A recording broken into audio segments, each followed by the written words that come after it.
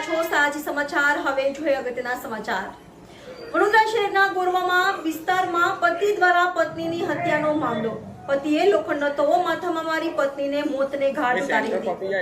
મોઇનખાન પઠાણ તેની જ પત્ની નિશાર બાનુની હત્યા કરી ફરાર થઈ ગયો હતો। આરોપી મોઇનખાન પઠાણ વિરુદ્ધ ગોરવા પોલીસ સ્ટેશનમાં નોંધાઈ હતી ફરિયાદ।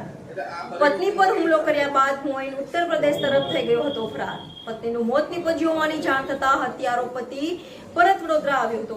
આરોપી જવાહરનગર બોરિયા તળાવ પાસે ફરતો હોવાની પોલીસને મળી હતી બાતમી। ગોરવા પોલીસે હત્યારા પતિ મોઇનને બોરિયા તળાવ પાસેથી દબોચ્યો। આરોપી વારંવાર પત્ની પાસે દહેજની માંગણી કરતો હતો। હપ્તેથી લીધેલી બાઇકના હપ્તાના પૈસા પત્ની પિયરમાંથી ના લાવતા મારઝૂડ કરી હતી। રિપોર્ટર આશીષ ન્યાતી, સાજી સમાચાર, વડોદરા।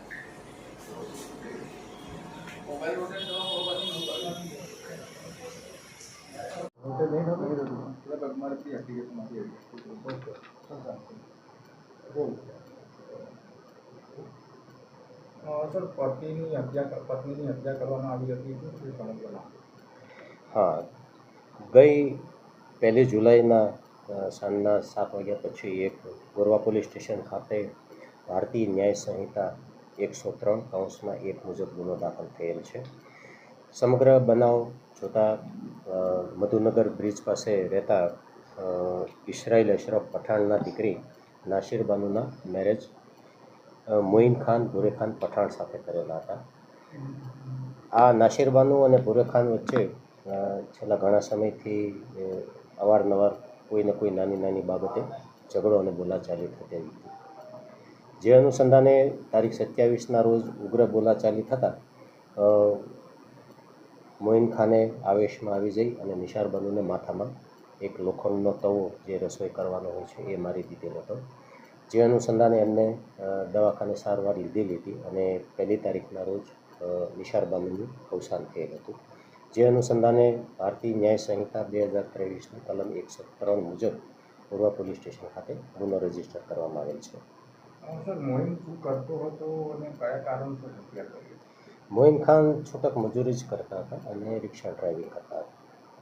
હત્યા કર્યા પછી ક્યાં ભાગી ગયો હતો? કઈ રીતે પકડ્યો? પોલીસે શું હા, હત્યાનો ગુનો દાખલ થયા પછી એ અહીંથી એબ્સ્કોન્ડ થઈ ગયો હતો। હમણાં રિસેન્ટલી 1 કલાક પહેલાં જ એમને એરેસ્ટ કરવામાં આવ્યો છે પોલીસ દ્વારા, એટલે પૂછપરછ ચાલુ છે। તપાસના કામે એ હકીકતો હજી આવવાની બાકી છે। ક્યાં જતો રહ્યો હતો હત્યા કર્યા પછી? જનરલી એવું એમનું એટીટ્યૂડ હતો કે ભાઈ એ યુપી સાઈડ ભાગી ગયો હતો, પણ ત્યાંથી પાછો અહીંયા ગુજરાત આવી ગયો હતો અને પછી ટેકનિકલ સર્વેલન્સના આધારે આપણે ટીમોને રવાના કરી અને અંગત બાતમીદારોથી હકીકત એવી મળી કે વિસ્તારમાં જ છે અને એ અનુસંધાને એમને ટ્રેસ આઉટ કરી અને હાઈજેક કરવામાં આવ્યો। કરોડિયા કેનાલ પરથી મધુનગર આવવાનો જે રસ્તો છે ત્યાંથી। જે રીતના વાત એવી સામે બી આવી છે કે બાઇકના હપ્તા ભરવા માટે અને અન્ય પરિવારને પૈસા ચૂકવવા માટે વારંવાર પ્રેશર કરવામાં આવ્યું હતું, એ કારણોસર ઝઘડો થયો। હા, એમને દહેજ પેઠે અવારનવાર માંગણી તો કરતા જ હતા। એમના ફરિયાદીની પણ એવી રજૂઆત છે અને એમને બાઇક પણ હપ્તે લઈ આપી હતી અને બાઇકના કંઈક હપ્તા ચૂકી ગયા હશે એટલે એમના પત્ની પાસે એટલે નિશાર બાનુ મરણ જનાર છે એમને એવું કીધું કે ભાઈ તારા પપ્પા પાસેથી તું આ 22,000 રૂપિયા લઈ આવ તો આપણો હપ્તો ભરાઈ જાય, નહીં તો હું તને તારા પિયરમાં મૂકી જઈશ। અને જે ફરિયાદી છે ઇસરાઇલભાઈ, એમને પણ એવું જ કીધેલું કે તમારી દીકરીને ત્યાં રાખો અને અહીંયા મારી સાથે રાખવી હોય તો આ હપ્તાના 22,000 રૂપિયા આપો મને।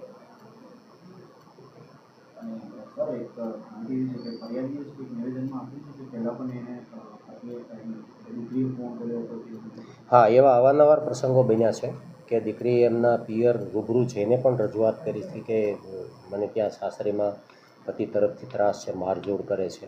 અને રિસેન્ટલી જે બનાવ બન્યો એમની પહેલાં પણ 26 તારીખે પણ એમની રજૂઆત હતી જ અને 27 તારીખે આ બનાવ બન્યા પછી પણ એ ત્યાં રિક્ષા લઈને એમના ઘેર પણ ગઈ હતી અને ત્યાંથી એમના જે ફરિયાદી છે ઇસરાઇલભાઈ એમને લઈને આવેલા હતા। મરણ જનારની ઉંમર છે 27 વર્ષની છે। હા, એ જે રસોઈ કરવાનો જે તવો આવે છે એ પોલીસે કબજે લીધેલ છે।